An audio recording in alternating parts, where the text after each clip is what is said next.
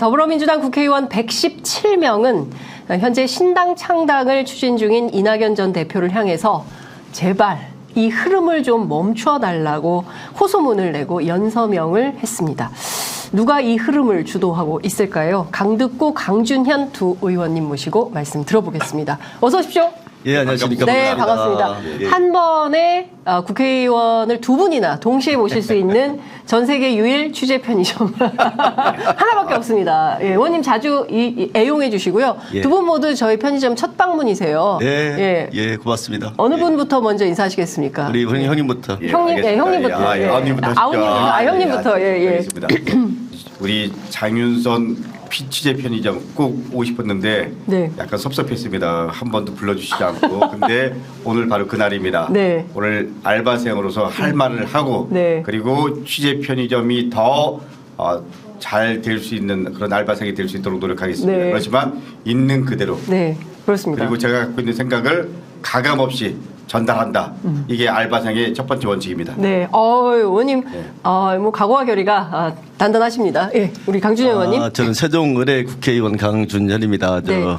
장윤선 기자님을 이렇게 TV에서 뵙다가 뵈니까 아주 제가 영광스럽고 오늘 강득구 개인적으로는 형님이고 예. 또 내가 존경하고 사랑하는 분이라서 오늘 약간 의견이 다를 수는 있겠지만은 저도 가감 없이 네. 하도록 하겠습니다. 고맙습니다. 예. 같은 당에서 서로 다른 얘기를 하면 어떤 상황이 벌어지는지 저희가 좀 지켜보도록 하겠습니다. 지금요, 뭐 보도가 하나 나왔는데요. 신당 창당 기정사실화하면 안 된다. 예. 그렇게 기정사실화하면 방송 사고가 될 수도 있다라고 이낙연 전 대표가 인터뷰에서 말씀하셨네요. 방송 사고 나기 전에 제가 먼저 말씀을 좀 드리겠습니다. 어떻게 봐야 됩니까? 강준현 의원님께 먼저 이번에는 말씀드릴까요? 어제하고 오늘 상황을 좀 보면 네. 기류가 좀 바뀌었다는 생각이 좀 많이 들어요. 정작 이낙연 대표께서 분열을 하고 신당을 만들겠다는 뜻이 네. 간절했던 건가 개인적으로 그런 생각이 듭니다. 근데 아니라고 봐요. 어제부터는 좀 기류가 좀 바뀌어서 그래서 저는 요즘에 이런 생각을 많이 해봐요. 예전부터 우리 진보 진영은 분열 로망하고 뭐 보수 진영은 뭐 부패 로망한다 이런 말씀 있잖아요. 예. 그러니까 우리가 늘 분열이라는 게 따라다니는데 진정한 혁신은 분열이 아니고 통합이다, 단결이다. 그런 생각을 말씀을 드리고 싶습니다. 네. 예. 지금 뭐 기류가 어제부터 바뀌었다고 말씀 주시는데 뭐 때문에 기류가 바뀐 겁니까? 그러니까 기정사실하면 안 된다. 네. 기정사실하면 방송 사고일 수도 날 수 있다. 뭐 이런 네. 얘기를 하셨다고 말씀하셨잖아요. 네. 그런데 방송 사고를 낸 분이 누구죠? 저는 이낙연 전 대표라고 생각합니다. 본인이 마치 탈당해서 당을 창당하겠다라고 거창하게 얘기를 하셨잖아요. 근데 3, 4일 지나보니까 아쿠 이거 큰일 나겠네 이런 거 아닙니까? 그러니까 이렇게 말을 바꾼 거잖아요. 네. 저는 이 부분에 대해서 이낙연 전 대표가 예. 민주당 당원들한테 분명한 사과가 있어야 된다고 생각합니다. 네. 그리고 왜 바뀌었는지, 예. 그리고 왜 창당을 하겠다고 했는지, 그리고 누구와 상의했는지 이런 부분에 대해서 분명히 얘기를 해야지 당원들과 국민들이 공감하는 거 아닙니까? 근데 방송 사고를 낸 분이 방송 사고를 낼 수도 있다 이렇게 얘기하는 게 더 저는 공감이 안 갑니다. 참 답답합니다. 지금 뭐 하나하나 좀 여쭙도록 하겠습니다. 어제 오후 2시부로 117명의 이제 민주당 국회의원들께서 연서명을 하셨는데요. 주로 명단 공개를 원래 하신다고 하셨었어요. 그리고 뭐 보도자료가 아니라 기자회견 하신다고 했는데 보도자료로 하고 명단 공개도 안 되고 무슨 일이 있었던 겁니까? 강준현 의원님께 먼저 여쭙겠습니다. 제가 살살하면 네. 우리 강득구 우리 의원님께서 좀 세게 나가주시면 예. 박자가 맞을 것 같아요. 이게 당초 처음에는 우리 강득구 의원님하고 같이 네. 하여튼 분열을 막아보자 이런 취지하에서 좋은 취지로 시작을 했거든요. 네. 근데 이제 말미에 한 5일쯤 돼서 뭐 이제 이철희 전 수석님이나 어제죠. 네. 좀 이러다가는 괜히 우리가 좋은 취지로 시작했는데 본질이 왜곡되는 게 아닌가 네. 이런 우려가 좀 있었어요. 그래서 어제 이소영 의원님하고 강덕구 의원님하고 상의 좀 해서 이 명단 공개를 해야 되는 건지 네. 이런 고민도 있었고 기자회견을 할 생각이었었거든요. 네. 근데 괜히 5일 정도 지나고 나니까 좀 약간 본질이 왜곡되는 듯한 그런 흐름들이 있어서 네. 신중하자. 예. 그래서 주변에 또 중진 위원들과 상의도 한번 해봤고요. 그래서 네. 어제 이소영 의원님하고 보도자료 대체를 하고 네. 명수만 공개하는 걸로 하자. 네. 이렇게 정리를 했습니다. 그러니까 세 분이서 이제 명수만 공개하고 보도자료 내고 하기로. 아니, 이게- 강 의원님은 불만이 많으시거든요. 저는 원칙적으로 당연히 명단 공개해야 된다는 입장이었고요. 네. 그리고 1차적으로 100명이 넘으면 기자회견 한다. 그리고 150명이 될 때까지 한다. 근데 네. 목요일 밤에 단체 텔방에 올렸는데 네. 토요일 일요일 감안하면 거의 4일 만에 네. 100여 명이 넘은 거잖아요. 그렇기 때문에 저는 사실은 150명 충분히 넘길 수가 있고 이 부분에 대해서는 네. 저는 이낙연 대표가 그 어떤 해명으로도 공감이 안 간다고 생각합니다. 네. 그렇기 때문에 의원들이 적어도 지금 이 시점에서 탈당하고 신당 창당하겠다. 네. 이거를 막아야 된다. 뭐 입장에서 의원들이 서명을 한 거고요. 그렇기 때문에 저는 이 부분에 대해서 당연히 기자회견하고 명단 공개하는 게 맞는 거지만 우리 앞에 있는 우리 강윤현 의원님이나 뭐 이수영 의원께서 예를 들면 뭐 여러 가지 좀 상황들 속에서 다시 한번 생각해 보자 그래서 고민하면서 두 분 의견에 따른 겁니다. 네, 본질을 왜곡할 수 있다고 판단하셨다고 했어요. 이철희 전 수석의 지적이 컸습니까? 그런데 이건 찍어놓고 나가라고 나쁜 놈 만드는. 전혀 영향을 안 받았고요. 네. 이제 명단 공개 처음에는 그렇게 생각을 했었어요. 네. 기자회견도 하고. 근데 우리 취지는 그게 딱 한 가지였거든요. 통합하고 단결을 하자. 통합과 단결. 여기에 뭐 친명 비명 그게 아니에요. 전 그게 궁금해요. 117명은 전부 친명입니까? 아니 아닙니다. 아니에요? 비명 있어요? 아니 친명 비명을 구분하면 안 돼요. 아, 이거는 저희들 그 핵심 키워드가 네. 통합, 네. 단결, 네. 그리고 우리가 경쟁해야 될 대상은 윤석열 정부다. 네. 예. 이게 이제 핵심 키워드였었어요. 네. 그러니까 많은 위원들이 동참해 주신 거죠. 그걸 뭐 친명이냐 비명이냐 하는 거는 난 적절치 않은 것 같고. 네. 그리고 혹자라도 만약에 이게 명단 공개가 또 되면 이게 또 안 하신 분들 또 입장이 왜 또 안 했냐. 뭐 안 쳐지잖아요. 이걸 가지고 또 뭐 비명이네 친명이네 뭐 네. 어떡하냐 또 이런 말이 나올 수 있는 소지가 다분해서 네. 좀 걱정이 되더라고요. 그래서 그래서 이제 본질이 왜곡될 수 있다. 네. 해서 내가 이제 강덕구 우리 형님한테 내가 예. 좀 설득을 좀 했죠. 예. 예, 아니 저는 뭐 거듭 말씀드리지만 네. 어쨌거나 서명을 한다라는 건 자기 이름을 걸고 적어도 자기 의사 표현을 하는 거잖아요. 정치인들 아닙니까? 그럼요. 정치인은 어쨌거나 유권자들이 선택하신 네. 거잖아요. 그러면 당연히 예를 들면 입장들을 통해서 자기의 정치적 의사 네. 이런 거를 하는 거 이것에 대해서는 분명하게 저는 공개해야 된다라고 생각을 하죠. 네. 그렇지만 우리 강균현 의원님 이런 뭐 순수한 생각에 대송해서 그냥 그러면 보도자료 그리고 비공개 원칙 하는 부분에 대해서 입장에 동의했지만 여전히 네. 117명의 의원들은 자기 이름을 걸고 한 거기 때문에 공개하는 게 좀 맞다라고 생각합니다. 167명입니다. 민주당 국회의원 맞죠? 예. 예. 그 중에서 그러면 50명 안 한 건데 이분들은 어떤 의사라고 국민들이 판단하면 될까요? 강준현 의원님. 텔레그램을 안 보신 분들도 계시고요. 아. 그 뒤에 텔레그램 방에 안 보는 분들 있어요? 보도자료 117명 나간 이후에 예. 저한테 연락 오신 분들 몇 분 계세요. 아니 나도 하려고 그랬는데 이건 네, 거예요? 예. 몇 분 계세요. 예. 그러니까 그리고 나서 당 지도부 예를 들어서 이재명 대표님 하시겠습니까? 안 하시죠. 네. 사무총장님 하시겠어요? 예. 안 하시죠. 그러니까 다수의 의원님들이 예. 이 취지에는 많이 공감을 하고 있었다. 예. 네. 그 이후로도 저한테 전화 오신 몇 분 계세요. 버스 떠난 다음에 떠났죠. 손대는 분들이 있고 있어요. 보도자료 나간 다음에. 예. 예. 보도자료 보고 연락 오신 분들. 그렇죠. 예. 근데 사실 어제 저희 프로그램에 그 김민석 의원 출연하셔가지고 아마도 이 건과 관련해서는 민주당 의원 전체가 다 서명을 할 걸로 보인다라고 전망을 하셨거든요. 그러니까 우리 강균희 의원께서 얘기한 대로 당 대표 포함해서 사무총장 지도부는 이런 부분에 대해서 입장을 나름대로 네, 피력하기가 어려운. 피력하기에는 현실적으로 약간 부담이 있었을 겁니다. 그러면 네. 그분들을 제외하고 만약에 어저께까지 했다라면 저는 150명 넘을 수 있다라고 생각을 합니다. 분명한 건 이겁니다.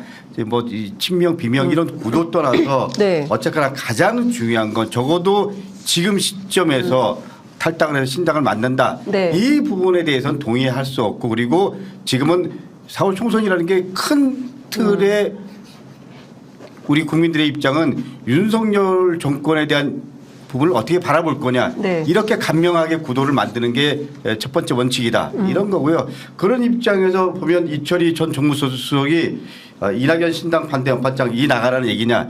이것도 말이 안 되는 겁니다.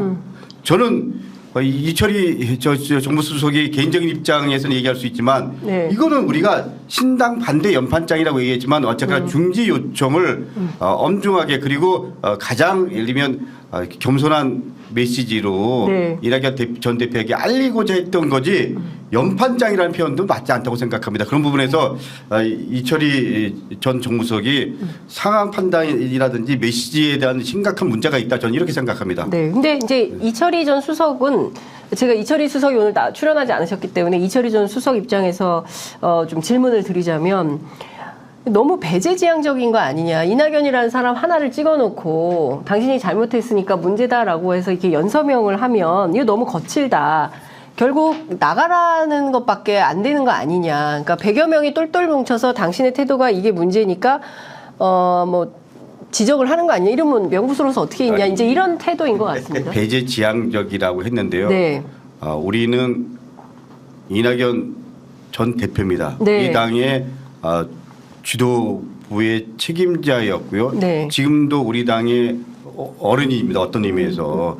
그러니까 저는 하실 말씀이 있으면 또 우리 당의 여러 가지 뭐 현안에 대한 문제점이 있다고 생각하면 네. 그야말로 우리 당의 중심이었던 분 입장에서 당 내에다 의사 표현을 하시면 되는 거고요. 네. 그리고 당 안에서 싸우면 되는 거잖아요. 그런 거지 이낙연 전 대표 배제지향적이라 이 말도 저희들 입장에서 보면 공감이 안 됩니다. 그리고 나가라고 얘기하면 왜 연판장을 돌리겠습니까? 우리가 이상민 전 의원 나갔다고 해서 연판장 돌렸나요? 그런 건 아니잖아요. 적어도 예를 들면 네. 우리 당 대표였고 그리고 대선 주요 후보였던 이낙연 대표는 함께 민주당을 지키고 민주당의 미래를 준비해야 될 분이다. 네. 이런 호소 그리고 지금은 민주당 이름으로 네. 하나가 돼서 윤석열 정권과 싸울 때다. 싸워야 된다. 이런 입장을 겸손하게 우리가 전달하기 위한 방법이었지 이거를 배제하거나 나가라. 이거는 뭐 127분 중에서 그 어떤 분도 저는 없다라고 생각합니다. 이거는 이철희 전 정무수석에게 분명히 얘기합니다. 옳소. 네? 올소예요? 예, 올소. 이 부분은 이제 아니, 두 분이 생각이 합치된 다르다고요. 의견은 아니요. 생각이 다르다고. 생각이 안 다르고요. 예. 생각이 똑같아요. 똑같습니다. 그러니까 미안합니다. 우리 강준희 의원도 이소영 의원도 그렇고 네. 뭐 이철희 전 정무수석이 어쨌거나 뭐 관점에 대한 부분이지만 적어도 예를 들면 이 부분에 대해서 이낙연 전 대표도 함께 할 뿐이다. 네. 라는 입장에서 보면 우리는 동의한다. 이렇기 때문에 톤다운 하자. 이런 거 아니었나요? 그러니까 본질이 왜곡된 거죠. 네. 이러다가 자칫 싸움 나겠다 우리끼리. 예. 민주당끼리. 예. 예. 걱정이 되더라고요. 예. 그렇지만 이낙연 전 대표의 문제 인식에 대한 부분은 저는 동의할 수 없습니다. 네. 이것 좀 여쭤볼게요. 117명이나 되는 국회의원이 연서명을 한 이유는 공천 때문이다.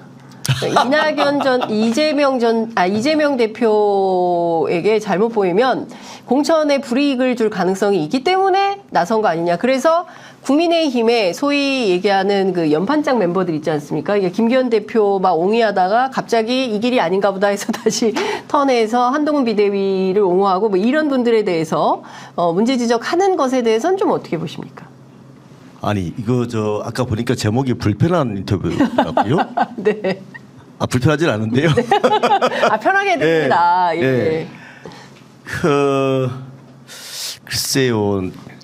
그런 생각을 추호도 해본 적도 없고 우리 강두구 의원님이나 저나 이소영 의원님이나 네. 여타 또 연서명 하신 분들도 추호도 그런 생각을 가진 분이 한 분도 안 계세요. 네. 그 호소문을 다 공개를 안 해서 그렇지 네. 그 내용이 굉장히 대인 명문이 들어가 있습니다. 네. 네. 우리 강두규 의원님이나 제 성격이나 이소영님 성격이 네. 그런 성격의 소유자가 아니에요. 다 초선이고. 네. 그러니까 이제 뭐 예를 들어서 잔머리를 불려거나 뭐 이런 스타일이 아니거든요. 네. 그런 오해의 말은 좀 적절치 않다고 생각을 하고 정말 진정한 마음으로 시작을 했고 네. 그 와중에 약간 본질이 왜곡되는 부분에 대해서 좀 우려가 있었다라는 말씀을 드리겠습니다. 네. 우리 당은요. 네. 적어도 공천 관련해서 시스템으로 이해찬 전 대표 때 만들어진 원칙이 여전히 유효합니다. 네. 예. 당연히 예를 들면 경선 치러될 이유가 있으면 경선 치러되는 거고요. 네. 이유라는 것도 어떻게 보면 하나밖에 없습니다. 예를 들면 검증위원회 통과되고 네. 그리고 여론조사에서 일정 정도 되면 다 경선하는 거잖아요. 네. 거기로부터 자유로울 수 있는 사람은 아무도 없습니다. 그게 아무도. 첫 번째 원칙입니다. 예. 그 원칙을 당연히 지켜야 되는 거 아닌가요? 그렇기 때문에 뭐 새칭 종편이나 보수 패널들이 이야기하는 공천 때문에 연명한 것은 아니다. 이런 말씀을 주신 걸로 그러니까 마무리를 하고요. 호소문 내용 중에 2020년 7월 이낙연 전 대표가 당대표 출마하면서 하셨던 말씀을 인용을 하셨어요. 20년 넘게 혜택받은 민주당의 헌신으로 보답하겠다. 그것이 영광스러운 책임이다. 그런데 이게 뭐냐. 이제 약간 이런 입장이셨던 것 같거든요. 그러니까 그동안 이낙연 전 대표를 키워온 8알은 민주당이다. 호남이다. 이제 이런 얘기들이 나오는데 의원님들께서 이거 도대체 이거는 안 되겠다라고 해서 막아야겠다. 이것은 돌려 세워야겠다라고 생각했던 가장 결정적인 이유가 바로 이것입니까? 저는 개인적으로 결정적인 이유는 아니고 네. 이거는 이낙연 대표께서 그런 말씀을 하신 사실이 있고 네. 당연히 민주당 안에서 국회의원도 하시고 지사도 하시고 국무총리도 하시고 또 당대표도 하시고 네. 그러면은 그만큼 아마 이낙연 대표가 우리 민주당에 대한 애정은 상당히 클 거라고 봤고요. 그러면 아까도 우리 강두구 의원님 말씀하신 것처럼 이낙연 대표님은 우리 당의 어르신입니다. 큰 어른인데 그래서 제 바람은 그 큰 어른이 당내에서 좀 잡음이 있거나 갈등이 있으면은 사실 중재를 해야 될 큰 인물이시고 어르신이거든요. 원로. 네, 원로시니까. 예. 뭐 이해찬 대표님도 마찬가지고 그런 역할을 좀 해주십사 하는 저 개인적으로 기대가 좀 있었어요. 네. 근데 그러기를 바랬던 거지. 그래서 신당만은 좀 아니다. 네. 이런 생각에서. 이낙연 대표가 민주당이 대한 세력이 될 수 없다. 네. 그리고 전 민주당이 사당화됐다. 네. 이런 얘기를 하잖아요. 네. 그런 이낙연 전 대표의 최근의 메시지와 20년 넘게 예를 들면 민주당에서 혜택을 받은 뭐 이렇게 출마의 변이랑 비교해 보면 네. 어느 말이 진실인지 모르겠습니다. 네. 출마의 변이 10%라도 진정성이 있다면 이런 얘기를 했을까요? 민주당이 사당화됐나요? 민주당이 대한 세력이 될 수 없다. 이거는 스스로를 부정하는 겁니다. 저는 이런 부분에 대해서 이낙연 전 대표가 분명한 자기 설명이 있어야 된다고 생각합니다. 저는 이 부분에 대해서 당원과 국민께 사과해야 된다고 생각합니다. 네. 그렇지 않으면 저는 이제 이낙연 전 대표를 더 이상 우리 당의 주요 지도자였다. 이런 부분에 대해서 전 지우려고 하고 있습니다. 그 정도의 결단을 생각하시는. 생각해 보십시오. 선거가 총선이 3개월 남겨둔 100여일 남겨둔 시점에서 네. 이렇게 얘기하고 창당을 하고 신당을 만들겠다. 이렇게 얘기하는 것은 4월 총선에 대한 근본적인 민주당에 대한 부정이고요. 네. 적어도 민주당 지지자에 대한 부정이고요. 그런 거 아닙니까? 그리고 자기 삶에 대한 부정 아닙니까? 이런 입장에서 보면 이낙연 전 대표가 민주당의 대표였는지 이낙연 전 대표가 우리 당의 대선 후보의 주요 후보군이었는지 그리고 이낙연 대표가 8알이 민주당이었다라고 하는데 이게 맞는 건지 저는 오직 권력용밖에 없는 그런 그 추한 모습밖에 남지 않았다 이런 느낌까지 듭니다. 그러니까 지금 뭐 하여튼 민주당 안에서는 격하게 분노하시는 의원님들이 상당히 많이 있고 또 그리고 일부는 그러지 말고 이낙연 전 대표를 끌어안아야 되는 거 아니냐. 이재명 대표가 더 적극적으로 특히 이제 박지원 전 원장 같은 경우는 집 앞에 찾아가라. 그리고 오늘 김부겸 전 총리도 비슷한 맥락의 얘기를 하셨습니다. 끌어안아서 같이 가야지 통합, 단결 이게 되는 거 아니냐라는 비판인 것 같거든요. 그런 주문에 대해서는 우리 아니, 강덕구님께서 어떻게? 끌어안고 같이 가야지 이 네. 말에 대해서 네. 원칙적으로 동의합니다. 네. 근데 계속 예를 들면 두 가지 획기적인 변화를 얘기하잖아요. 네. 획기적인 변화라는 건 결국 예를 들면 비대위 구성하고 이재명 대표직 물러나라. 네. 이게 획기적 변화라는 거 아닙니까? 그러면 이 부분에 대해서 얼마만큼 우리 당원들이 또 우리 당을 지지하는 분들이 공감할 수 있겠습니까? 저는 이낙연 전 대표 끌어안고 함께 가야 된다. 네. 이 부분에 대해서 공감을 하지만 전제가 있습니다. 이낙연 대표가 획기적으로 변화하지 않으면 안 됩니다. 적어도 지금 상황에서 이재명 대표 물러나라. 비대위 구성하라. 이 전제가 해소되지 않으면 네. 저는 끌어안는다. 이 부분에 대해서 공감이 안 됩니다. 의원님께서는 어떻게 보세요? 같은 생각인데요. 네. 어떤 당 지도부 이재명 대표님을 포함한 당 지도부는 그래도 이낙연 대표님에 대한 소통 절차는 있어야 되겠다. 어찌됐든 간에 노력은 좀 해야 되겠다는 게 공감되고요. 다만 우리 강덕구 의원님 말씀하신 것처럼 그 요구하는 사항들 있지 않습니까? 이제 뭐 비대위를 뭐 요청한다든가. 네. 근데 지금 이 시점에서 비대위가 지금 명분이 있는지 저는 고민이에요. 비대위. 근데 저는 명분이 없다고 봐요 지금 그게. 예. 없습니다 지금. 근데 원칙과 상식에서는 계속 통합비대위를 가자라고 얘기하고 이낙연 전 대표도 지금이라도 획기적으로 변화하면 민주당과 대화하고 여러 가지를 함께 논의할 용의가 있다. 이런 주장을 하고 거꾸로 있어요. 생각하면 왜 비대위를 왜 만들려고 하는 거지요? 왜 만들려고 제가 하는 그 고민을 해봤어요. 네, 왜 비대위인가? 아까 우리 저 기자님 말씀하신 것처럼 예. 공천 때문에 그런 거 아니겠습니까? 공천 때문이다. 오히려 그분들이 공천 때문이다. 뭐 흔히 정치 공학적으로 뭐 지분 얘기도 많이 하고 그러잖아요. 네. 아마 지금 국민의힘도 이제 그런 내부 갈등 때문에 이제 이렇게 비대위 체제까지 간 것 같은데 지금 비대위로 가는 거는 난 명분이 굉장히 약하다고 봐요. 우리 당에 큰 문제가 있는 것도 아니고 지금 또 이재명 대표께서 저번에 뭐 사법 리스크 말씀하시는데 일단 기각은 받았지 않았습니까? 구속영장이 기각. 먼저 재판부에서 결정을 몇 판을 받으면 되는 거니까. 비대위를 자꾸 주장하는 거는 당원들이나 국민들한테 좀 설득력이 떨어진다. 네, 저는 그렇게 생각해요. 우리가 전략공천위원회도 구성됐잖아요. 네. 지금 우리 당은 총선에 맞춰서 이 일정대로 계속 진행을 하고 있잖아요. 네. 그리고 아마 전 시간이 되면 선대위도 구성될 거 아닙니까? 예. 그러면 선대위 중심으로 총선 치를 거 아닙니까? 예. 우리 공천위원회 그 전에 구성이 되겠죠. 이렇게 그 나름대로 일정에 맞춰서 다 진행되고 있는데 네. 비대위를 구성하라는 게 이게 공감이 되나요? 지금 우리 당 지도부에 문제가 있나요?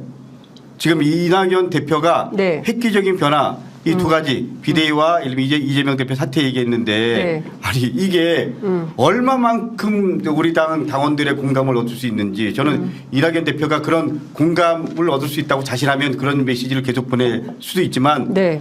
저는 이낙연 대표가 계속 이재명 대표 사퇴 주장하고 그리고 비대위 구성 주장을 하면 이제 이낙연 대표 정계 퇴진해야 된다고 저는 다시 한번 공식적으로 얘기할 겁니다. 이낙연 대표가 정계 은퇴해야 된다. 그럼요. 퇴진을 해야 된다라고 생각하신다는 거죠. 정치인의 첫 번째 정신은요. 예. 당원과 국민과 공감입니다. 공감력. 예, 공감. 두 번째는 시대 정신에 대한 분명한 입장이 있어야 됩니다. 네. 지금은 적어들면 민주당 중심으로 그리고 4월 총선에서 윤석열 정권과 제대로 싸워라. 네. 이게 당원들의 요구고 시대의 요구입니다. 이것을 제대로 민주당이 담아냈을 때 네. 민주당이 희망이 있는 거고요. 만약에 4월 총선에서 민주당이 깨진다. 그러면 민주당 그야말로 그 부분에 대해서는 우리 모두가 책임져야 되는 거잖아요. 네. 이런 절대적 명제와 절대적 과제 속에 이재명 대표직 물러나라 비대위 구성해라 이렇게 얘기하는 거는 저는 이 시대적의 명징한 요구를 그야말로 인정하지 않겠다라는 것과 다름이 없잖아요. 그래서 신당을 만들겠다 이게 공감이 가나요? 민주당이 대한 세력이 될 수 없다. 그래서 신당이 만들겠다. 이준석과 이상민 다 포용하겠다. 이게 민주당의 전 대표로서 그리고 민주당의 주요 대선 후보였던 이낙연 본인 말대로 파란이 민주당이었다 자기 인생에 이렇게 말하는 분이 얘기할 수 있는 건가요? 그 김종민 의원 아니 왜냐하면 오늘 이 자리에는 그 소위 이 비명계가 없기 때문에 제가 그 입장에서 좀 말씀을 좀 드리겠습니다. 김종민 의원 원칙과 상식과 합류하신 분인데 오늘 아침 라디오 인터뷰에서 송영길 대표가 구속됐지 않습니까? 이제 그것은 사실상 이재명 대표의 리더십이 실종된 탓이다, 결과다. 따라서 민주당을 좀 그 새롭게 도덕적인 어떤 흠결이 없는 새로운 리더십을 세워야 되는 거 아니냐 이런 얘기를 했습니다. 이런 분들 그래서 통합비대위가 필요하다라고 주장을 하는데요. 이분들은 그냥 공천 때문에 이러는 거고 이런 주장은 들을 이유가 없다 이렇게 보시는 건가요? 민주당 전체 주류의 입장은? 아니 그 송영길 대표님 구속된 거에 대해서는 정말 저도 좀 안타깝게 생각을 하고 네. 송영길 대표님 구속된 거를 왜 이재명 대표님까지 연계를 시키나요? 연계시킬 이유가 전혀 없잖아요. 그는 검찰에서 네. 여하튼 조사를 해서 뭐 구속 사유가 있으니까 이렇게 한 것 같은데 네. 난 그것도 마땅치 않고 어찌됐든 간에 뭐 재판부에서 판단할 거 아니겠습니까? 그 문제와 그 문제를 왜 이재명 대표와 연관을 시켜버리죠? 이재명 대표 리더십하고 아무 상관이 없는 일이다. 한동훈 리더십이죠. 거기는. 한동훈 리더십이다. 이건 무슨 말씀이십니까? 아니 예를 들어서 송영길 대표 구속된 거는 네. 검찰 리더십이죠. 왜 이재명 리더십하고 뭔 상관이 있겠어요? 네? 저는 전혀. 네. 송영길 전 대표가 구속된 거에 대해서 안타깝게 생각하고 마음이 무겁고요. 네. 그리고 민주당 입장에서 이 부분에 대해서 좀 여러 가지로 무겁게 받아들여야 된다고 생각합니다. 그러나 네. 우리 강준현 의원께서 말씀하신 대로 이걸 갖고 이재명 대표 리더십에 심각한 문제가 있다. 그리고 도덕적으로 흠집이 났다. 흠결이 있다. 이렇게 얘기하는 거는 아니 그 김종민 의원 포함해서 원칙과 상식이 리더십의 원칙이 뭔지 모르겠지만 네. 송영길 의원이 구속된 거를 이재명 대표의 리더십으로 연결하는 게 이게 맞는 건가요? 이게 원칙인가요? 이게 상식인가요? 그런 거 상식적으로 그런 거 아닌가요? 지금으로서는 사실 이런 원칙과 상식의 주장에 대해서는 절대 동의를 할 수가 없고 두 분은 그리고 이재명 대표 리더십으로 몰아가는 것도 잘못된 언론의 보수 언론의 프레임이다 이제 이렇게 규정을 하시는 거잖아요, 그죠? 그러니까 보수 언론의 프레임일 수 있지만 네. 저는 김종민 의원이 네. 마치 예를 들면 이 송영길 전 대표의 구속이 네. 이재명 대표와 관계 있는 것처럼 이렇게 얘기하는 것 자체가 네. 이게 원칙과 상식에 반하는 거라고 생각합니다. 반 반하는 원칙이고 거다. 네. 반 상식이라고 생각합니다. 네. 그런 거잖아요. 예. 아니 저는 자. 요즘에 이런 말들이 한 분이 하시는 말들이 언론에 막 회자가 되고 막 유튜브에 회자가 되고 하는 것이 전 마땅치 않다고 봐요. 아니 정설도 아니고 네. 사실도 아니고 자기 개인의 어떤 그 생각을 얘기하는 건데 네. 그걸 뭐 확대 해석을 해가지고 뭐 이재명 대표하고 연결시키고 저는 이건 마땅치 않다고 마땅치 봐요. 않다. 예, 예. 자, 그러면 내년 총선 이제 100여일 남은 상황인데요. 그러면 민주당 입장에서는 내년 총선에서 뭐 이낙연 신당은 반대해서 만약에 이낙연 신당이 이 정도 수준이라면 창당 가능성은 얼마나 있다고 보십니까? 지금 단계에서 판단하시건대. 창당 가능성은 저는 없다고 보고요. 창당 가능성 몇 퍼센트? 아니, 이런 기대감이죠. 그러니까 예. 그래도 한 20년, 30년 동안 민주당에서 같이 활동했던 분이 네. 총선 앞두고 아마 아실 거예요. 나가시게 되면 우리가 민주당이 총선 어렵다라는 거 아마 아실 거예요. 민주당의 총선이 그렇다고 어렵다? 그분이 예를 들어서 예. 지금 뭐 국민의힘으로 가겠습니까? 네. 그러고 혹자 창당이 되더라도 동력은 생기지 않을 것이다. 저는 가능성은 몇 퍼센트? 가능성 네. 창당 가능성은 제가 볼 때는 한 15%. 15%. 그래도 가능성을 저는 이낙연 전 대표의 최근 행보와 메시지로 봐서요. 네.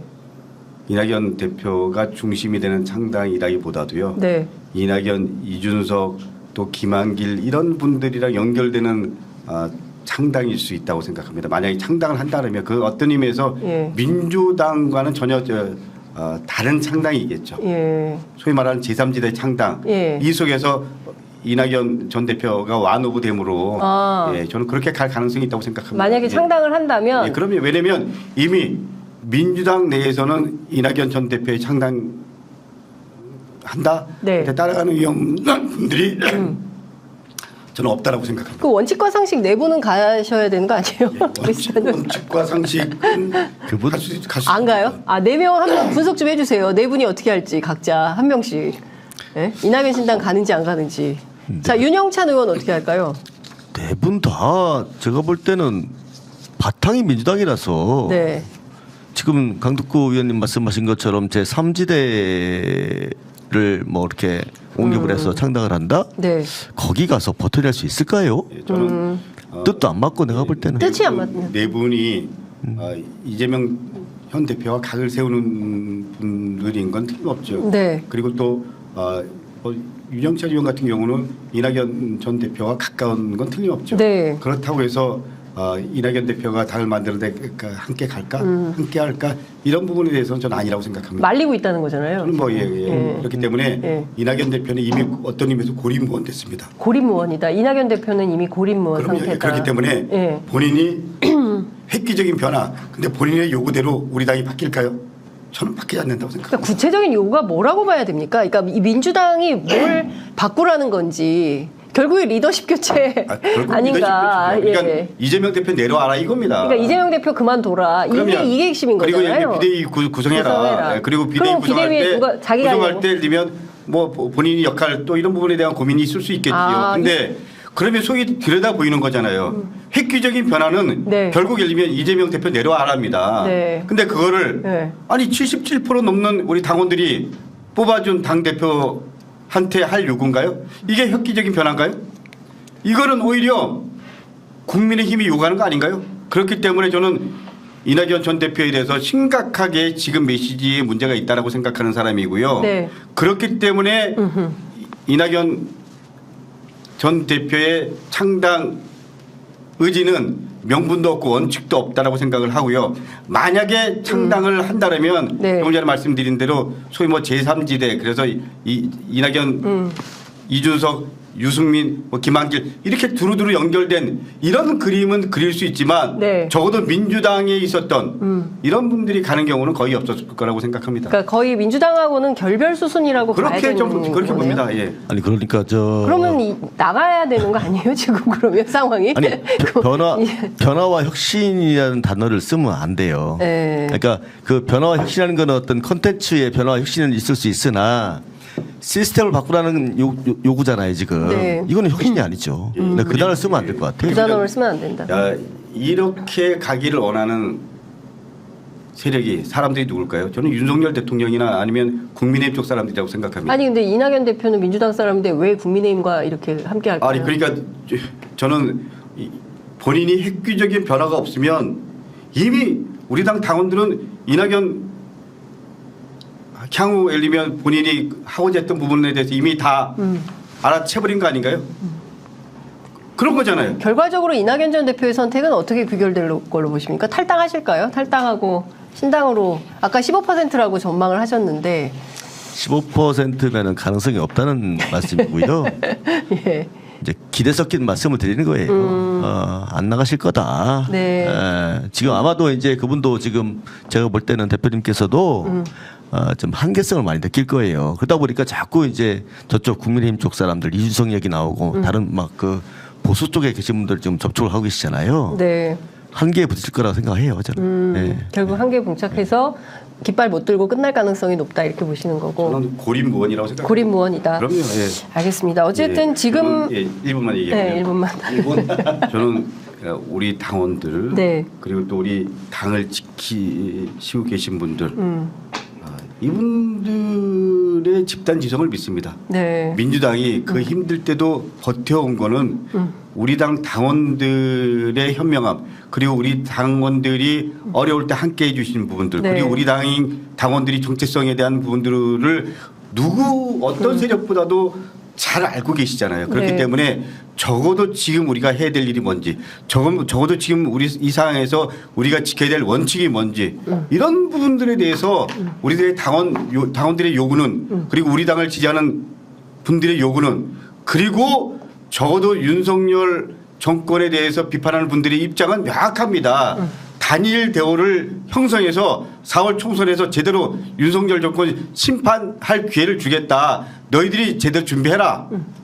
쇄신하고 변화하고 그리고 총선에서 이겨서 윤석열 정권 제대로 심판해내고 다음 대선에서 정권 교체해야 된다. 이게 가장 큰 요구입니다. 그 입장에서 이낙연 전 대표가 다시 획기적인 변화가 있을 때 네. 우리 당 당원들은 이낙연 대표를 받아들이는 거고요. 그게 아니면 네. 그게 아니면 그야말로 고리무원 그리고 역사 속으로 사라지는 겁니다. 이게 대한민국 민주당의 역사였고요. 그리고 민주주의의 역사였습니다. 네. 알겠습니다. 아유, 뭐, 거리 웅변 하시듯이. 절박한 마음으로 말씀드립니다. 예, 인터뷰를 하셔가지고, 예. 예, 여튼 제가 두 가지만, 뭐 이제 점심시간을 쪼개서 오신 분들이어서 제가 뭐 더 길게는 인터뷰를 모실 수가 없고. 점심 안 먹어도 됩니다. 아이, 드셔야죠.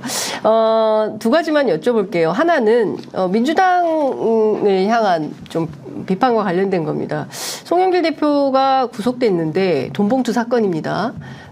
이미 탈당한 개인임으로 논평하지 않는 입장을 정한 것 같아요. 사실은 그 많은 국민들이 민주당에 대한 어떤 도덕적인 청렴성 이런 것들을 기대하는 지지자들이 많이 있는데 이런 민주당의 태도에 대해서는 좀 뭐 소속 의원으로서 어떻게 보시는지 우선 요거부터 좀 여쭤볼게요.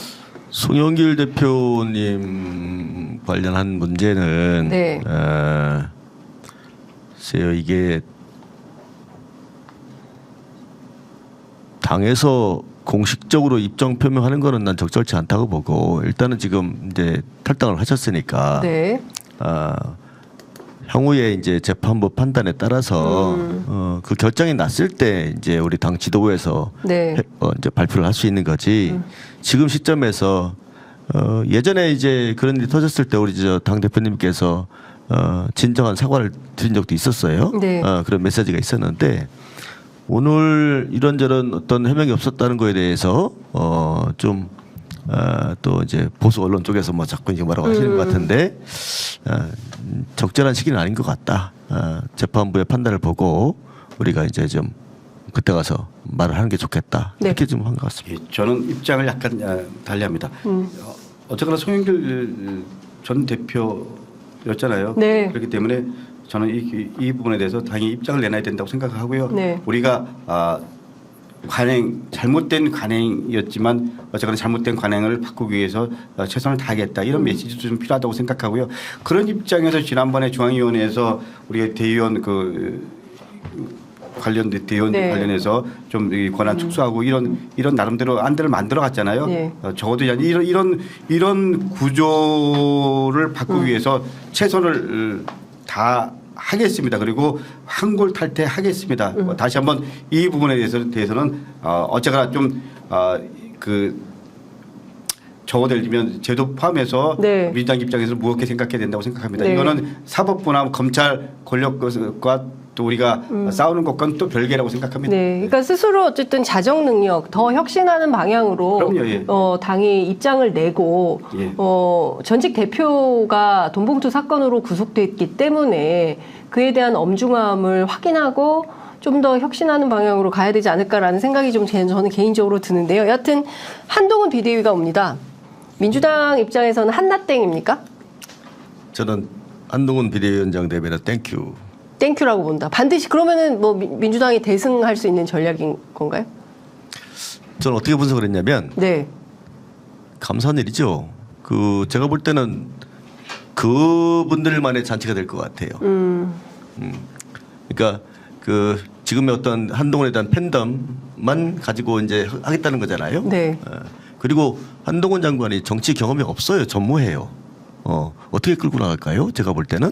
그래서 그들만의 한동훈 만약에 비대위원장이 되면 그 사람을 지지하는 쪽에만 머물다가 예를 들어서 이제 그 무당층이나 중도층 분들의 마음을 얻지 못하고 저희들이 당연히 승기를 잡지 않을까 네. 그런 생각을 하고 있습니다. 예. 제가 떠오른 거는 고려시대 때 무신 정권이 떠올랐습니다. 네. 저는 윤석열, 한동훈 이제 검찰이 대를 이어서 계속 정권을 잡겠다 이런 메시지잖아요. 그렇기 때문에 검찰 정권임이 검찰 카르텔 정권임이 확실하게 네. 공식적으로 선언하고 그리고 확인된 거잖아요. 그렇기 때문에 이 검찰 정권과 우리가 제대로 싸울 수밖에 없다.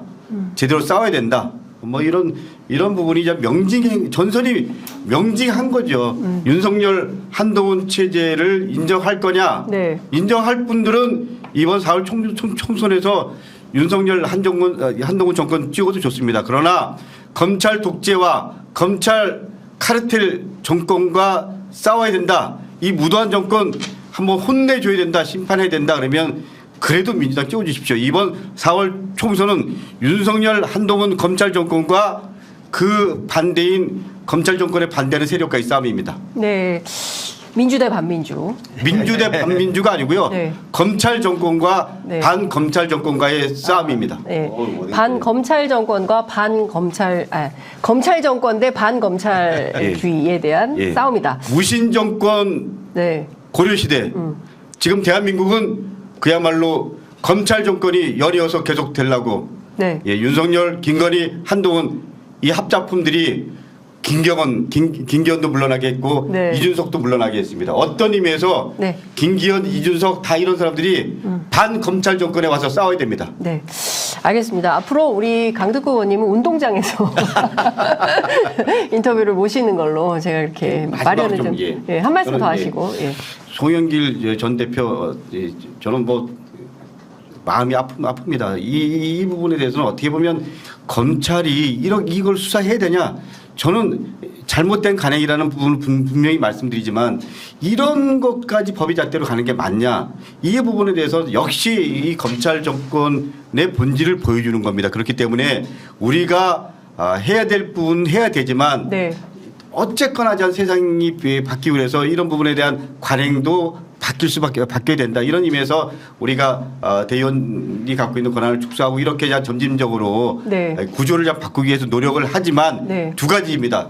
검찰이 이렇게 정치 영역을 다 검찰의 잣대로 바라보는 것 이거에 대해서는 동의할 수 없다라는 부분도 분명히 말씀드리고 이 부분 갖고는 싸워야 되지만 잘못된 관행에 대한 부분은 우리가 반성해야 되고 이 제도에 대한 개선에 대한 노력도 해야 된다. 네. 마지막으로 네. 오늘 오기를 잘했다는 생각이 들고요. 네. 분명히 말씀드리면 윤석열 한동훈 이 체제를 넘어서 네. 다시 민주주의를 찾는 그날까지 우리는 싸워야 됩니다. 4월 총선 민주당 부족한 부분이 있지만 알겠습니다. 그래도 민주당에 희망을 좀 주십시오. 네. 알겠습니다. 저도 마무리를 좀 해야 될 것 같아요. 네. 말씀하시죠. 저는 그냥 30초만 간단히 하면 네. 같은 맥락인데 네. 만약에 우리 민주당이 총선에서 패배를 한다면 어떤 세상이 올까 막 걱정스러워요. 걱정스러워요. 뭐 속칭 뭐 이제 무지, 무능, 무책임, 무도함 뭐 이렇게 얘기 나오는데요. 지금 우리가 야당이 지금 더 다수당인데도 불구하고 저렇게 하잖아요. 근데 우리가 만약에 져봐요. 근데 어떤 세상이 올 것 같아요. 두려운 거죠. 그러니까 어찌됐든 내년에 민주당 총선 승리는 반드시 해야 되겠다. 그래서 우리가 이번에 잘하다는 취지하에서 이번에 연명도 받게 된 거고요. 네. 그 본질은 좀 왜곡돼서는 안 되겠다는 말씀을 다시 한번 드리면서 예. 그 민주당 지지자들이 그런 얘기를 많이 합니다. 그 문재인 정부 촛불혁명으로 문재인 정부가 탄생을 하고 그리고 지방 권력을 바꿨어요. 민주당 상당히 석권했습니다. 네. 그리고 의회가 너무 그 국민의힘 의석이 많아서 법안 통과가 어려우니 국회의석을 좀 늘려달라는 국민적 요구가 있어서 180석을 드렸습니다.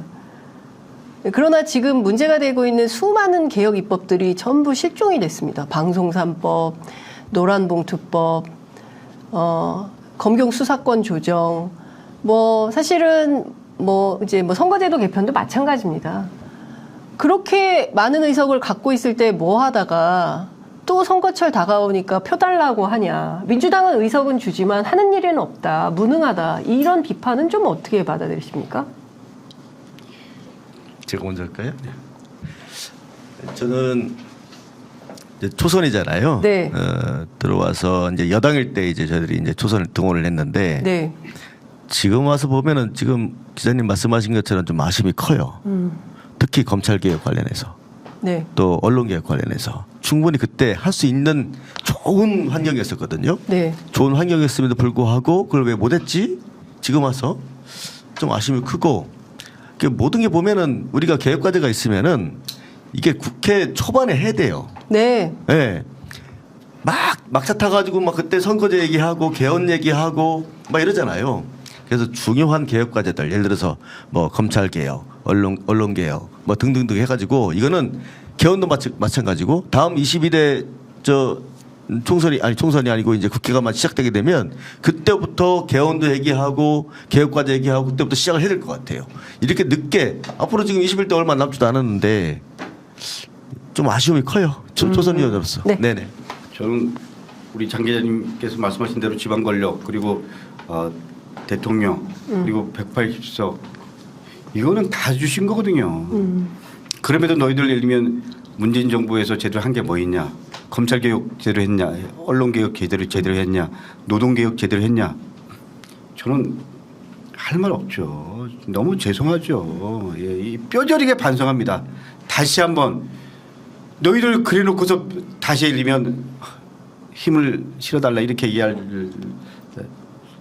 명분이 있냐 할 말이 있냐 그럴 때 죄송하답니다 합니다 이 말밖에 없습니다. 그러나 정권이 바뀐 지금 시점에서 상임이나 본회의 때 만약에 우리가 제1당이 아니고 국민의힘이 제1당이었다 그러면 어떻게 됐을까 이렇게 생각을 하면 이거는 뭐 그래도 다시 한번 이렇게 얘기할 수밖에 없습니다. 저는 절박한 마음으로요 민주당이 뼈저리게 반성해야 됩니다. 그리고 그 당시 문재인 정부 진짜 객관적인 평가 다시 한번 해야 된다고 생각합니다. 그거를 기반으로 집권 전략에 대한 준비 있어야 된다고 생각합니다. 그리고 그걸 기반으로 우리가 다시 총선부터 시작해갖고 구체적으로 민주당이 집권한다 그러면 민주당이 가반 의석을 갖는다 그러면 어떻게 하겠다라는 집권 플랜과 총선 제1당에 대한 나름대로 좀 큰 틀의 전략과 방향이 있어야 된다고 생각합니다. 그럴 때 저는 민주당이 우리 국민 여러분들께서 다시 한번 희망을 만들어 주실 거라고 생각을 하고요. 결론 드리겠습니다. 뼈저리게 반성합니다. 네. 그리고 대단히 죄송하게 생각합니다. 그러나 윤석열 정권 이후에 보여준 여러 가지 모습들을 보면서 그래도 민주당에게 다시 한번 힘을 주십시오. 이렇게 말할 수밖에 없는 제 입장에서 보면 한없이 부끄럽습니다. 네. 그때 초반에 당대표가 이낙연 대표 아니었습니까? 그랬죠. 네. 아니 당 대표가 이낙연 대표였고요. 이철이 정무수석도 문재인 정부에서 정무수석이었고요. 네. 그런 거 아닙니까? 예. 어떻게 보면 잘합시다. 이낙연 전 대표, 이낙연 국무총리였잖아요. 네. 이런 분들이 가장 반성해야 될 당사자도 아닌가요? 그러니까요. 근데 마치 자기는 아무런 관계도 없다. 잘못이 이렇게 없다. 얘기하고 전지적 작가 시점에서 그러니까 전지적 작가 시점 나왔어요. 추미애 장관님이 좀 더 했어야 돼. 추미애 장관님이 더 했어요.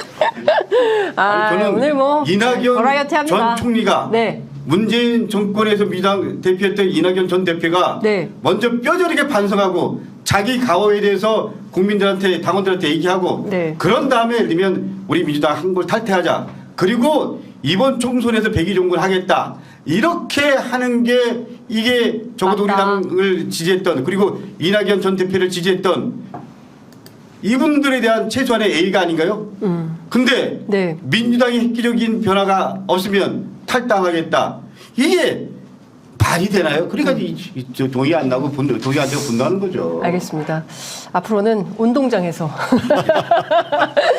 운동장 인터뷰. 아니 예. 왜 분노하는지 네. 이낙연 전 대표가 왜 우리 당 당원들이 분노하는지 왜 시민들이 공감하지 않는지 왜 저같이 뭐 제가 여기서 아무런 당직이나 뭐 이재명 대표 관계도 거의 없습니다. 그런데 적어도 이낙연 전 대표의 그런 소행에 대해서 그런 메시지에 대해서 분노할 수밖에 없는 거를 이낙연 대표가 잘 네. 알아야 된다라는 겁니다. 원님의 그런 절절한 마음은 저희 시청자분들께서 모두 공감하실 거라고 생각을 하고요. 저희 방송 또 뭐 민주당 지지하시는 분들이 많이 시청하고 네, 계십니다. 네, 네. 그래서 이런 마음들이 다 연결이 되어서 내년 총선에 좋은 결과로 매짐할 수 있도록 저희 편의점도 적극적으로 예, 돕겠습니다. 알겠습니다. 감사합니다. 네, 오늘은 여기서 마무리하겠습니다. 고맙습니다. 예, 또 모셔서 예. 운동장에서 세게 한번 하나 생길 것 같아요. 강득구의 운동장 인터뷰. 예, 한번 제가 기획해 보도록 하겠습니다. 야, 주분 의원님 너무 감사합니다. 고맙습니다. 예, 다음에 또 뵙겠습니다. 감사합니다. 감사합니다. 예.